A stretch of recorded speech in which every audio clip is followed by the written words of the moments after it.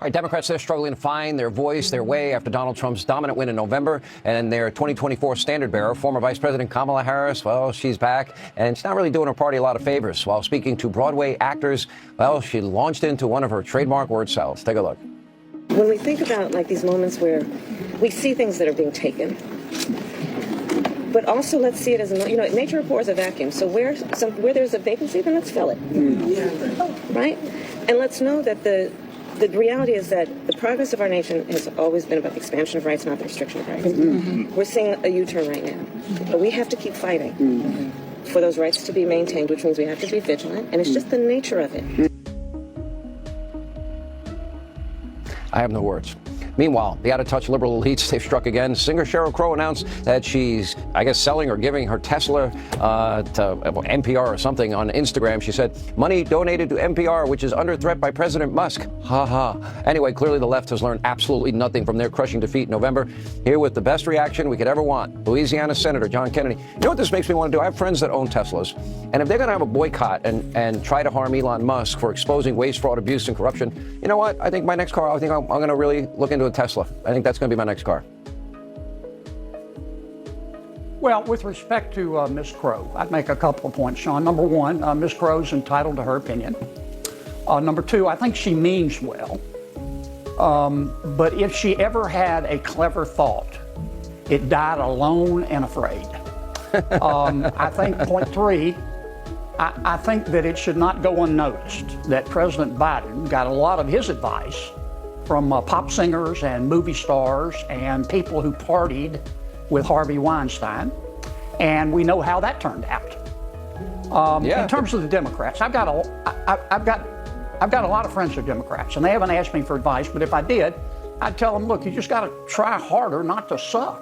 I mean, think about it. Over the past 4 years, the Democrats mismanaged Congress, they mismanaged COVID, they mismanaged the economy, they mismanaged inflation, they mismanaged the national debt, they mismanaged Afghanistan.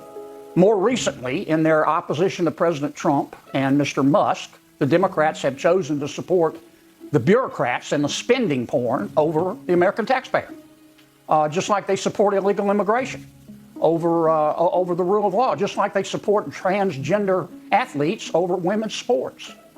Just like they support Hamas terrorists over Israel. All Democrats are not like this, but the party is controlled right now by people who majored in online activism with a minor in puberty blockers. I know these people. They think men can breastfeed. They're triggered by race. They cry if you use the wrong pronoun. And most fair-minded Americans look at this and they go, these people are about 10 exits past normal. And that's what's killing the Democrats right now, in my opinion. I'm sorry. I don't want to interrupt this. Keep going. No, I'm done. Okay, spending porn, and they got to try harder not to suck. And I can't keep up. One question people ask me about you, they like, is this extemporaneous from Senator Kennedy, or does he actually think this out ahead of time? Does this just flow naturally for you? About 5 minutes before an interview, my staff knows to leave me alone. And if I know the topic, I start thinking about, I've got maybe 4 minutes, and I start thinking about how I'm going to frame it. Sometimes I say things that I shouldn't, but as I've told you before, God made me, and God gave me the right to remain silent, but not the ability. Well, I appreciate it, but it is interesting what you're saying, because what have they doubled down on? They doubled down on waste, fraud, and abuse and corruption, which will end up being hundreds of billions, if not more. They doubled down on men and women's sports, and doubled down putting the rights of illegal immigrants, including known terrorists, murderers, rapists, cartel members, gang members, over the safety of Americans. That's kind of dumb. Well, it is, and frankly, it's bad for our country. I mean, it's good for, I'm a Republican, it's good for my party. What I tell my colleagues is just, look, we just need to stay calm. We need to stay calm as a Hindu cow and just go about our work and get our bills passed and let the Democrats be the Democrats. And so far it's working. You never interfere with your opponent when he's kicking his own ass. So that's what's going on. I think that is very sound counsel advice. And if this is where, if they're not going to look out for working men and women and their safety and security and their money, I'm happy with them staying right where they are. Bad for the country if they ever get power, but they're not in power. Senator, we appreciate you more than you know. Thank you.